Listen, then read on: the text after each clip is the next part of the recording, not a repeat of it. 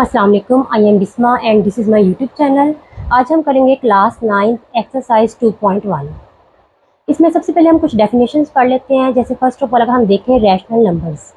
अब rational numbers कौन से होते हैं कि वो तमाम नंबर्स जो कि पी ओवर क्यू की फॉर्म में लिखे जाते हैं, और पी और क्यू क्या होंगे, इंटीजर्स होंगे। एंड जो क्यू होगा वो is not equal to zero, यानी क्यू की जगह ज़ीरो नहीं आ सकता।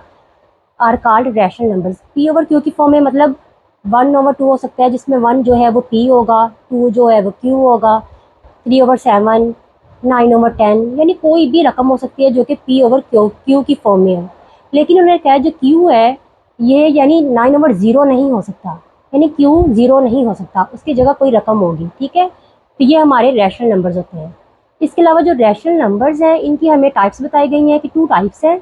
एक टर्मिनेटिंग डेसिमल फ्रैक्शन होती है और एक रिकरिंग या नॉन टर्मिनेटिंग डेसिमल फ्रैक्शन होती है। ठीक है, जो होती है terminating decimal fraction, for example हमें 2/5 दिया, अगर हम इससे कैलकुलेटर पे डिवाइड करें तो हमारा आंसर आया 0.4। अब ये देखें जो 0.4 है ये फिनिट नंबर है, यानी महदूद है। ये क्या है, ये महदूद है क्योंकि इसे हम काउंट कर सकते हैं, ये आगे तक नहीं जा रहा, ये महदूद नंबर है। इसी तरह 3/8 को करें तो ये भी 0.373, ये भी महदूद नंबर है। अगर तो ये ऐसे आगे कंटिन्यूसली चलता जाता होता तो वो अनकाउंटिंग होता, मतलब उसे हम काउंट नहीं कर सकते थे। इसे हम काउंट कर सकते हैं, तो ये भी फिनिट नंबर यानी महदूद एक नंबर है। एक तो इसकी टाइप ये होगी। दूसरी टाइप इसकी ये है कि एक तो रिकरिंग है या नॉन टर्मिनेटिंग है, यानी 2/9 को अगर हम डिवाइड करें तो 0.222, देखिए अब आगे चलता जा रहा है ये नंबर, लेकिन क्या है कि एक ही नंबर रिपीट होता जा रहा है। ये भी इसकी टाइप है। क्या, एक तो नंबर आगे चलता जाएगा सेम, और दूसरा ये कि एक ही नंबर रिपीट होता जाएगा, जैसे 0.22222 और वो चलता ही जा रहा है again and again, repeated again and again. इसी तरह 4/11 को अगर हम डिवाइड करें तो सेम ये भी वैसे ही है, जैसे 0.3636 और आगे चलता ही जा रहा है, यानी सबके आगे 363636 लगता ही जा रहा है। अब हमने क्या समझा कि जो रैशनल नंबर्स होते हैं वो या तो पी ओवर क्यू की फॉर्म में होते हैं और क्यू में ज़ीरो नहीं आएगा। ठीक है, इसकी दो टाइप्स हैं, एक टर्मिनेटिंग है और एक नॉन टर्मिनेटिंग है। नॉन टर्मिनेटिंग को हम रिकरिंग भी कहते हैं।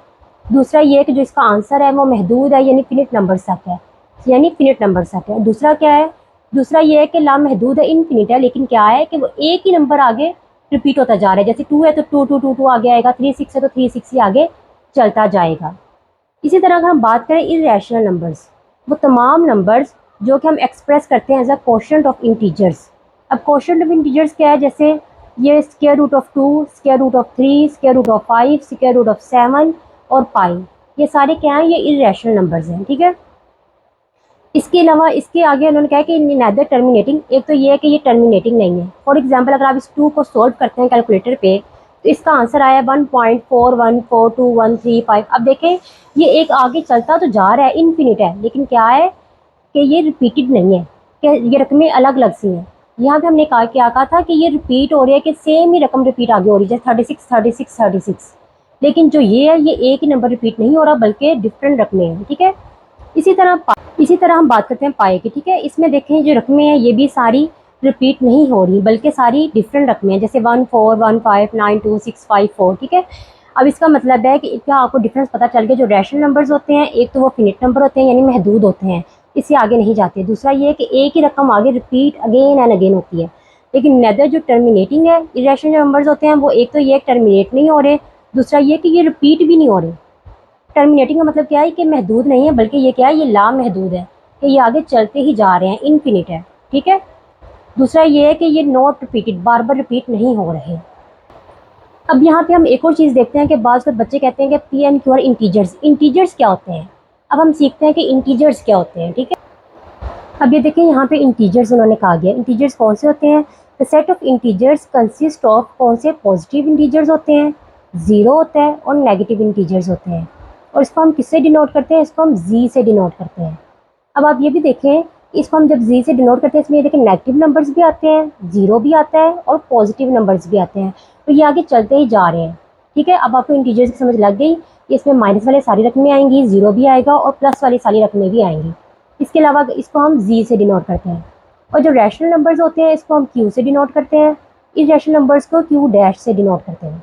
ठीक है, जो होल नंबर्स होते हैं यानी तमाम नंबर्स, ये ज़ीरो से स्टार्ट होते हैं और 1 2 3 ये चलते ही जाते हैं। ठीक है, लेकिन जो नेचुरल नंबर्स होते हैं इसको हम एन से डिनोट करते हैं, और ये 1 से स्टार्ट होते हैं, इसमें 0 नहीं आता, 1 2 3 एंड सो ऑन। ठीक है, अब हमारी सारी डेफिनेशन कंप्लीट होगी। अब हम आगे क्वेश्चन अपना सोल्व करते हैं। अब हम करते हैं exercise 2.1 question number 1। Identify which of the following are rational and irrational numbers. ठीक है, कौन से नंबर रैशनल है और कौन से इरेशनल है। हमने डिटेल्स इनकी डेफिनेशन पढ़ी, तब हम इसको सोल्व करते हैं। सबसे पहले आ जाएगा स्क्वायर रूट 3। जो रैशनल नंबर्स थे उनकी हमने डेफिनेशन पढ़ी थी, वो किस फॉर्म में होते हैं, वो होते हैं पी ओवर क्यू की फॉर्म में। अब ये पी ओवर क्यू की फॉर्म में नहीं है, तो इसका मतलब है ये इरेशनल नंबर है। तो यहाँ पे हम लिख देंगे इरेशनल नंबर। ठीक है, फिर आ गया 1/6। अब 1/6 क्या है, रैशनल है या इरेशनल है, ये है रैशनल नंबर, क्योंकि ये किस फॉर्म में है, ये पी ओवर क्यू की फॉर्म में है, यानी 1/6। तो ये हमारा आ गया रैशनल नंबर। अब आगे हम बात करते हैं पाई की। अब पाई क्या है, पाई भी पी ओवर क्यू की फॉर्म में नहीं है। दूसरा ये है कि जो पाई का आंसर है, हमने लास्ट टाइम पढ़ा है पीछे, तो वो पॉइंट की फॉर्म में, एक तो ये है कि नॉट रिपीटेड है और दूसरा चलता ही जा रहा है, तो इसका मतलब है ये भी इरेशनल है, यानी ये पी ओवर क्यू की फॉर्म में नहीं है।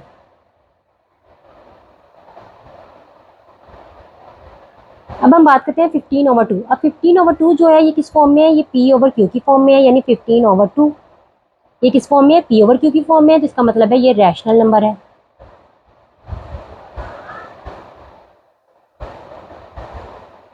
अब आ गया 7.25। अब आ गया 7.25। अब ये देखें, जो 7.25 है, ये एक तो हमने इसका पढ़ा था कि जो रैशनल नंबर्स होते हैं वो क्या होते हैं, डेसिमल के बाद फिनिट नंबर होते हैं, यानी महदूद हैं। ये उसी की टाइप थी ना रैशनल नंबर्स की, हमने पढ़ी थी कि ये फिनिट है यानी महदूद है, यानी ये कौन सा है, टर्मिनेटिंग डेसिमल फ्रैक्शन है, ये उसकी टाइप। आपको समझ आ गई। ये पी ओवर क्यू की फॉर्म में जिसको हमने सॉल्व किया तो हमारा आंसर 7.25 आया, लेकिन ये क्या है, ये डेसिमल के बाद महदूद यानी फिनिट है, तो इसका मतलब है ये भी रैशनल नंबर है। अब नेक्स्ट स्क्वायर रूट 29, ये भी आपको पता है पी ओवर क्यू की फॉर्म में नहीं है, तो इसका मतलब है ये क्या है, ये इरेशनल नंबर है।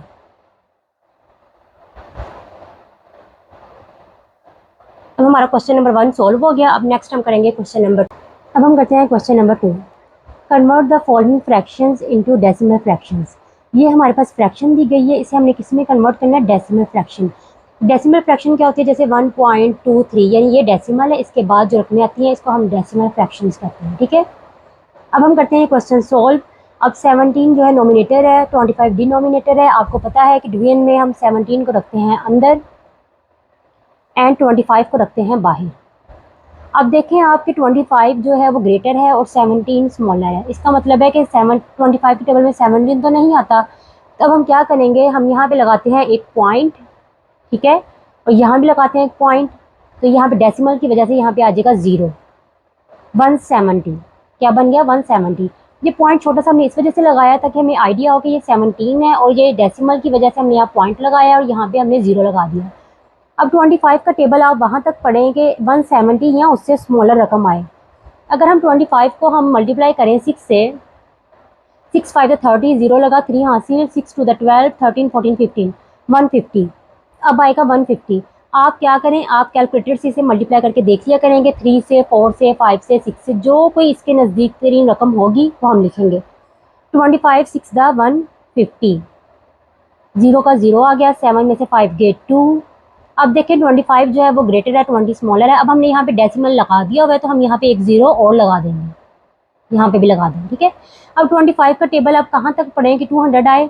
अगर हम 25 का टेबल 8 तक पढ़ते हैं तो हमारे पास 200 आते हैं। हम मल्टीप्लाई करके भी देख लेते हैं, 25 मल्टीप्लाई बाई 8, ये आ गया 200।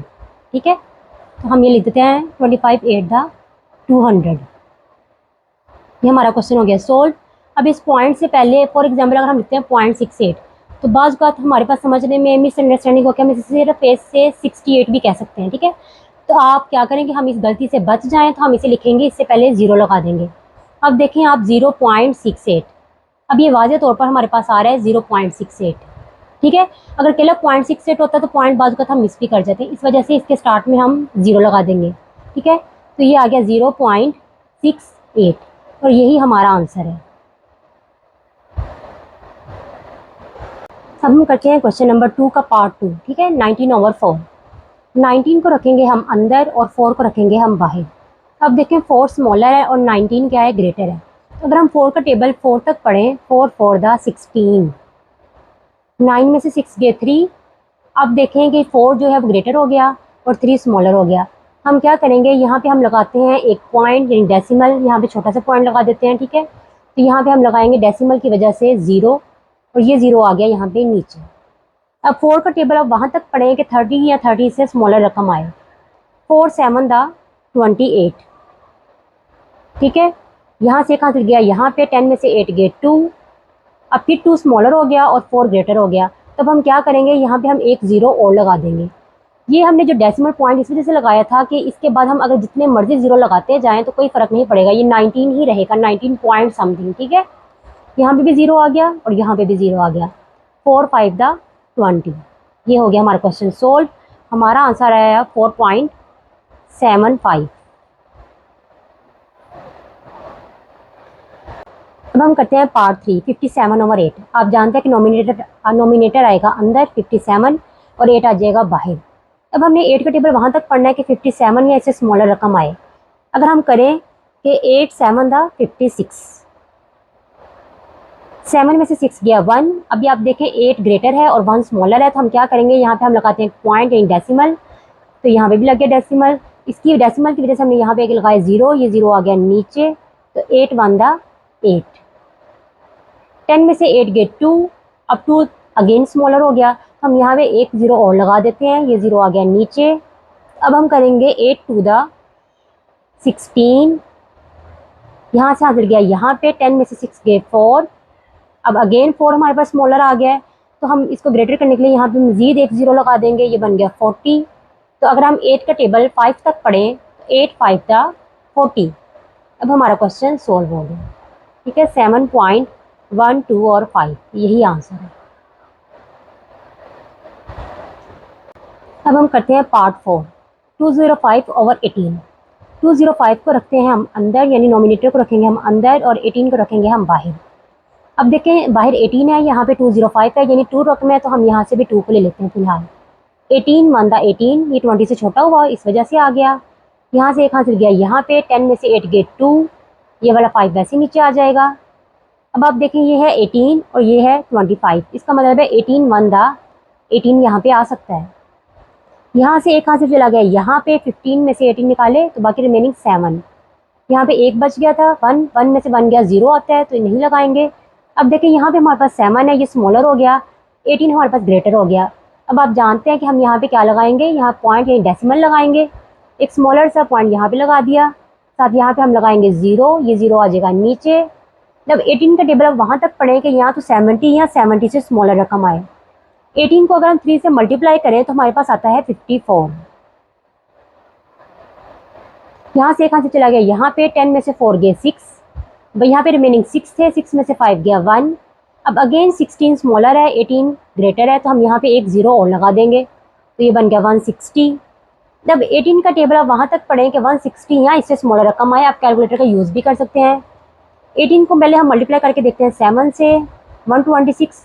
अब हम इसे 8 से भी करके देख लेते हैं, यह आ गया 144। अब 144 यहाँ पे ज़्यादा एडजस्ट होगा, तो हम लिखेंगे 18 8 द 144, क्योंकि अगर हम 18 को 9 से देंगे तो वो इससे ग्रेटर तक रकम हो जाएगी। देखिए 162, हमें चाहिए 160 से कम, इस वजह से हमने 8 से मल्टीप्लाई किया। अब यहाँ से कहाँ से गया यहाँ पे 10 में से 4 गया 6, यहाँ रिमेनिंग 5 थे, 5 में से 4 गया 1। अगेन हम यहाँ पे लगाएंगे 0, ये 0 आ जाएगा यहाँ पे नीचे, ये अगेन हमारे पास 160 आ गया। अगर हम जैसे यहाँ पे 18 को 8 से दी थी, यहाँ पे भी हम 18 को 8 से देते हैं, तो आ जाएगा हमारे पास 144। अगेन हम करते हैं 10 में से 4 गए 6, 5 में से 4 गया 1, ठीक है।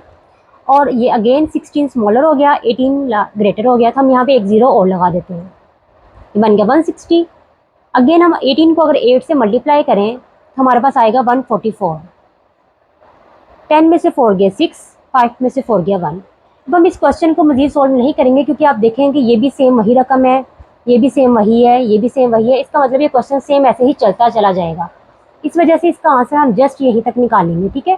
क्योंकि आप डेसिमल के बाद 4 में निकालें तो वो इनफ होता है। हम लिखेंगे यहाँ पे 11.388 और 8। हम ऐसा करते हैं कि डेसिमल के बाद 3 पॉइंट अगर करने हो तो आपको पता है कि इसको राउंड ऑफ कैसे करते हैं। जो लास्ट रकम होगी अगर वो 5 या 5 से ग्रेटर हो तो यहाँ से लास्ट रकम में एक इंक्रीज कर देते हैं, यानी 11.38, और इस 8 से यहाँ पे एक इंक्रीज हो गया तो ये बन गया 9। ठीक है, ये हमारा आंसर आ गया।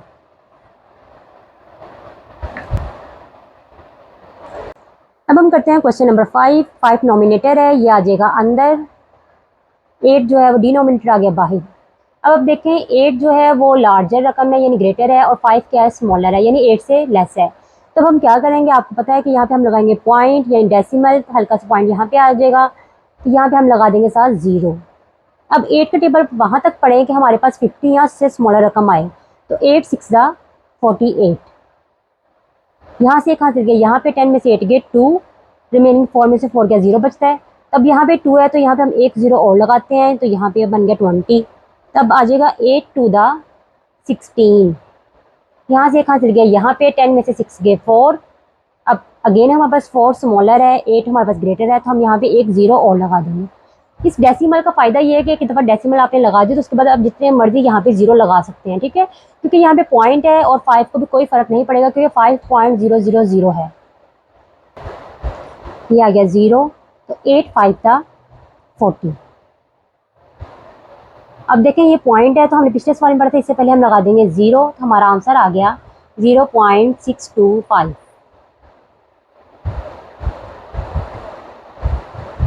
अब आगे क्वेश्चन नंबर 6। ठीक है, तो इसमें भी आप क्या करेंगे, इसमें आप नॉमिनेटर को रखेंगे अंदर और डिनोमिनेटर को रखेंगे आप बाहर, 38।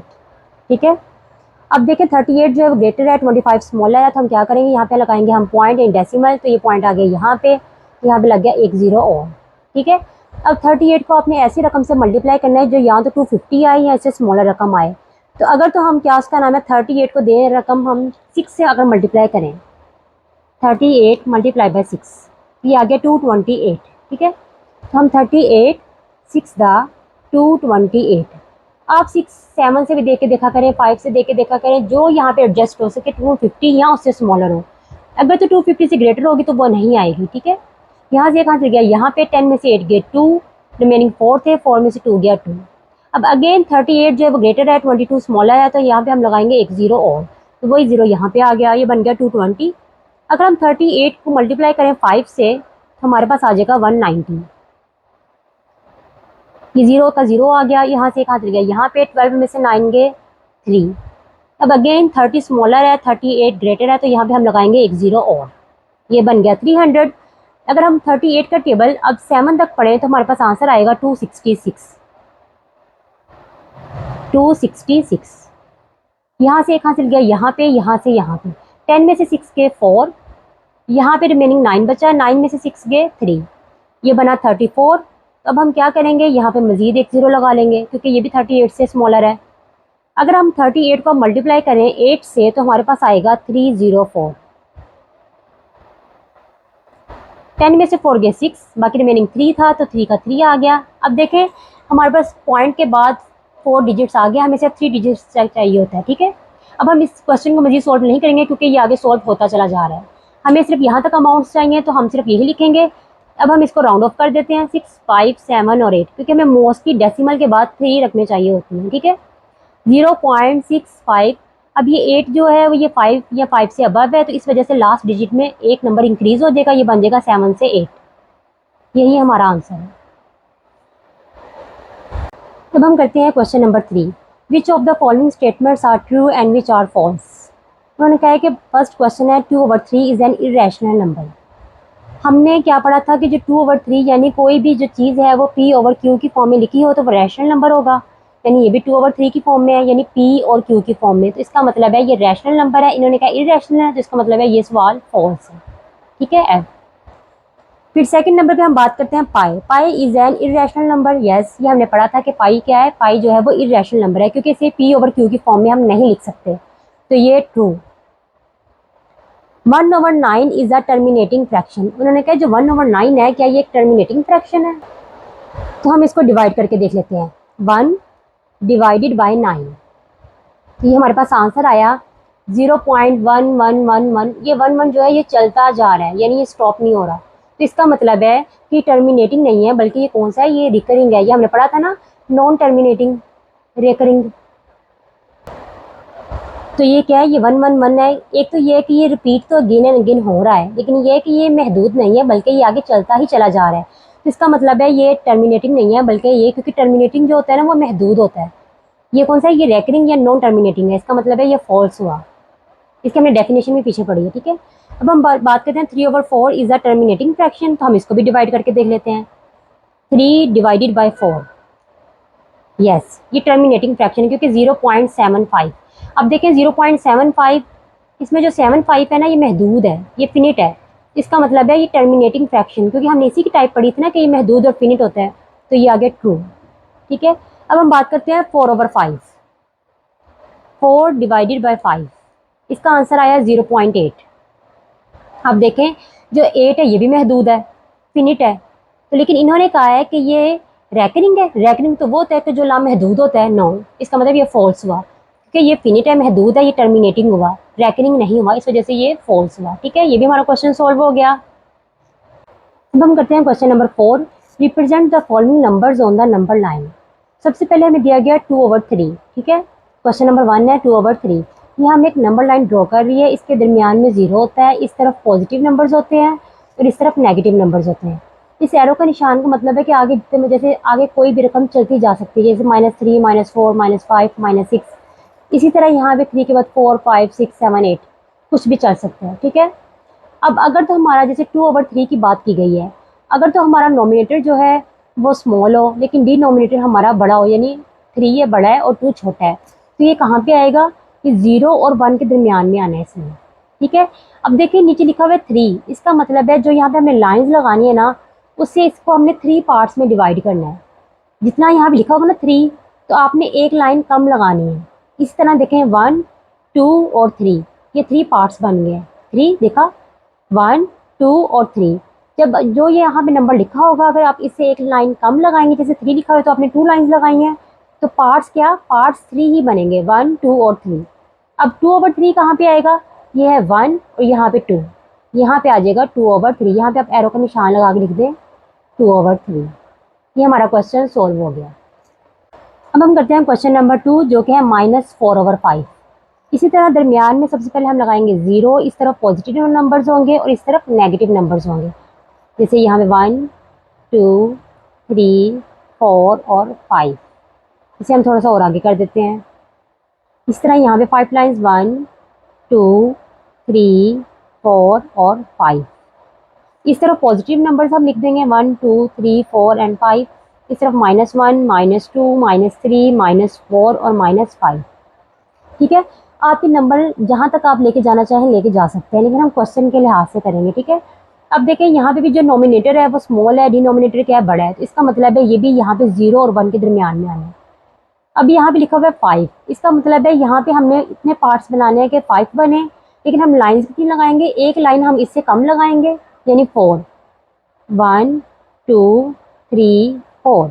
लेकिन पार्ट्स हमारे कितने बनने चाहिए, 5, 1, 2, 3, 4 और 5। देखिए पार्ट्स 5 है, लेकिन लाइंस आपने हमेशा जितनी यहाँ पे लिखे होंगी उससे एक कम लगानी है, ठीक है। अब है 4/5, 1, 2, 3, 4, यहाँ पे आएगा, एरो को निशान लगा कर लिख देंगे -4/5। अब 4/5 हमने इस तरफ क्यों लिखा है, क्योंकि इसके साथ माइनस है, माइनस वाली रकमें यहाँ भी होती है, इस वजह से हमने इसको यहाँ पे लिखा है। अब हमारा क्वेश्चन नंबर 2 भी सोल्व हो। अब हम करते हैं क्वेश्चन नंबर 3। सेम यहाँ पे पहले हम लगाएंगे 0, यहाँ पे नंबर लाइन बना देते हैं 1, 2, 3, -1, -2, -3। यहाँ पे एरो के निशान लगा दें, यहाँ पे आ जाएगा 1, 2, 3। इस तरफ नेगेटिव नंबर्स -1, -2 और -3। अब देखिए जो यहाँ पे है 1, 3/4 है, ठीक है। अब हमने क्या करना है, जैसे ये 1 है ना, तो ये 1 है, 1 के बाद 3/4 लिखना है, यानी 1 और 2 के दरमियान 3/4 आएगा। अब देखिए नीचे लिखी हुआ है 4 लिखा हुआ है, तो हमने यहाँ पे कितनी लाइन्स लगानी है, एक लाइन कम लगानी है, यानी 3, 1, 2, 3। अब हमारे पार्ट्स कितने बनने चाहिए, 4, 1, 2, 3, 4, 4 पार्ट्स बन गए।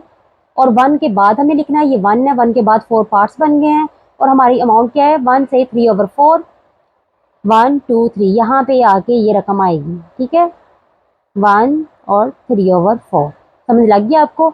यहाँ पे लिखा है 1, जिसका मतलब है 1 के बाद लिखनी है। 3/4 है तो टोटल 4 लिखा हुआ है यहाँ पे। हमने यहाँ पे 4 पार्ट्स बनाने हैं, 1 2 3 4, लेकिन लाइन हम एक 3 लगाएंगे तो हमारे 4 पार्ट्स बनेंगे, ठीक है। और यहाँ पे आगे हमारा 1 3/4, ये हमारा क्वेश्चन नंबर 3 हो गया।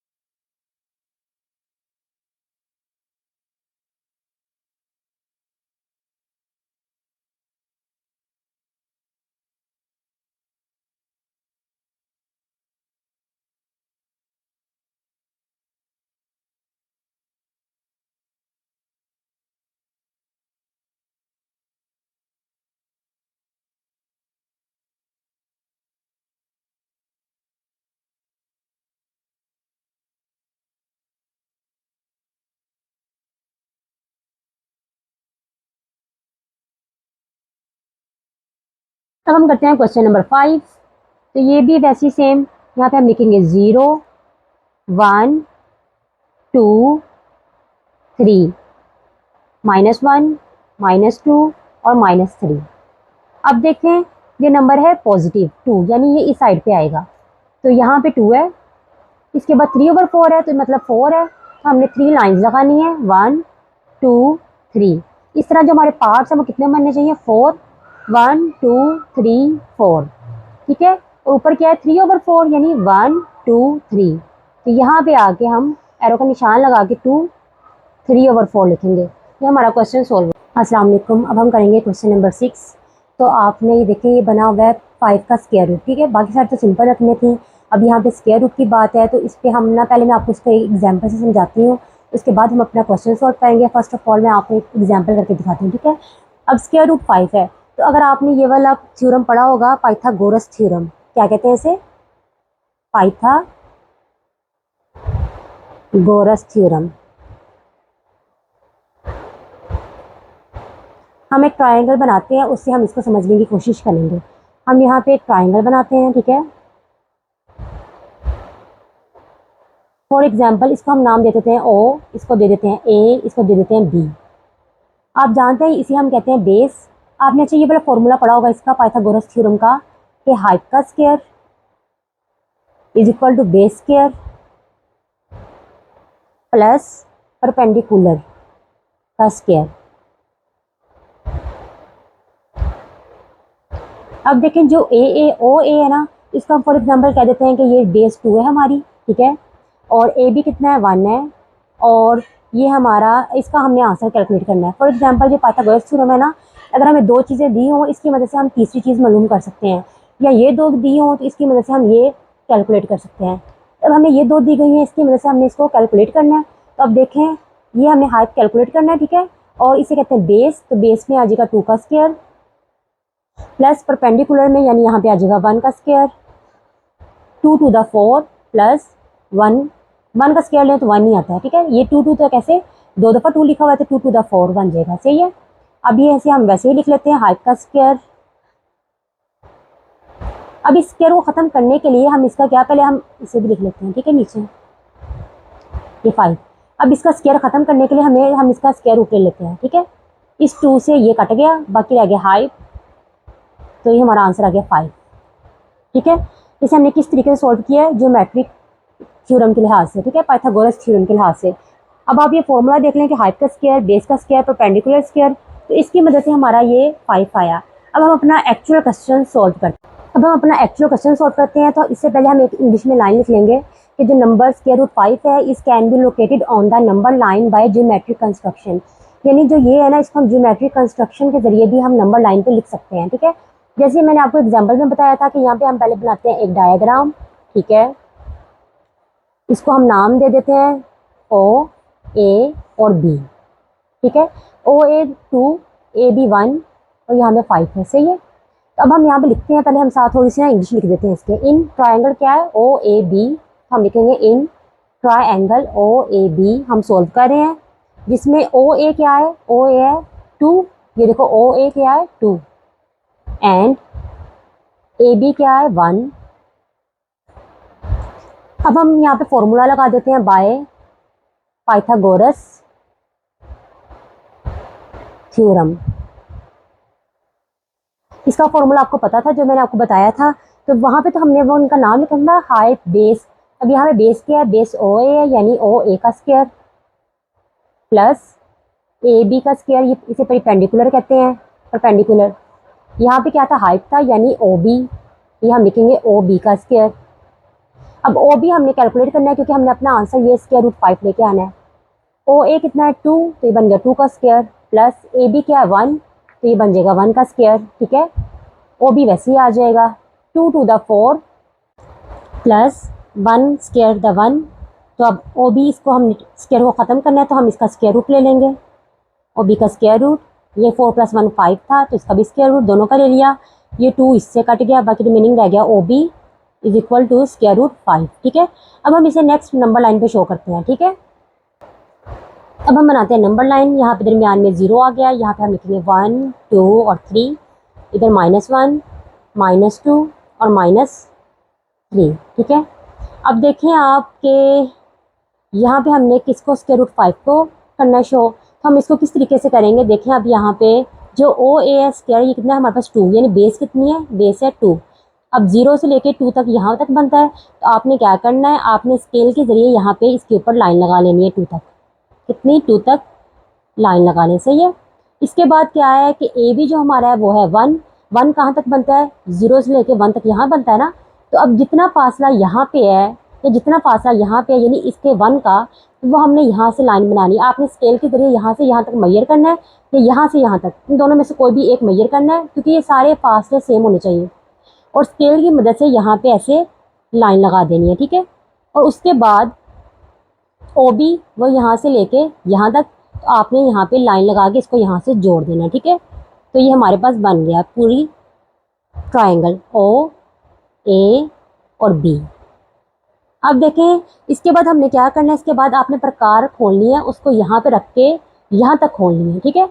यहाँ प्रकार रख के यहाँ तक खोलनी है, तो आपने उसके ज़रिए, प्रकार के ज़रिए यहाँ पे जहाँ तक जा रहा है आपका वहाँ तक बना देना है ऐसे, ठीक है। अब ये पॉइंट कहाँ पे मिल रहा है, ये पॉइंट यहाँ पे मिल रहा है, ठीक है। जो √5 है वो कहाँ तक आ रहा है, वो यहाँ तक आ रहा है। तो आपने क्या करना है, आपने यहाँ से स्केल के ज़रिए थोड़ी सी लाइन लगा के तो इसके ऊपर लिख देना है √5। तो यहाँ पे आपका आंसर बनेगा। ये हमने क्या किया, ये हमने पहले एक नंबर लाइन बनाई, पहले हमने बाय पाइथागोरस थ्योरम के जरिए इस क्वेश्चन को सॉल्व किया। फिर अब देखें जो बेस है हमारी वो क्या है 2, तो 0 से लेकर 2 तक लाइन लगाई। फिर ए बी कितना है 1, तो आपने जो 1 है ना वो यहाँ पे लाइन लगानी है, लेकिन ये फासला कैसे लेना है, स्केल के जरिए आपने 0 से 1 तक लिख के, मतलब वहाँ तक लाइन मैयर करके यहाँ पे लगा देनी है। फिर इसको 0 से मैच कर देना है, ये बन जाएगा ओ ए और बी। प्रकार को यहाँ पे रख के इतना खोलना है, और यहाँ से पेंसिल के जरिए प्रकार की यहाँ तक आपने निशान लगाना है, जहाँ पे आएगा तो वो आपका यहाँ पे ऊपर लेके √5, तो ये आपका √5 बनेगा। ये हमारा क्वेश्चन हो गया सॉल्व। तो यहाँ पे आप ये मेजरमेंट भी लिख सकते हैं, यहाँ पे आ जाएगा 2, ये 1 है और ये क्या है √5।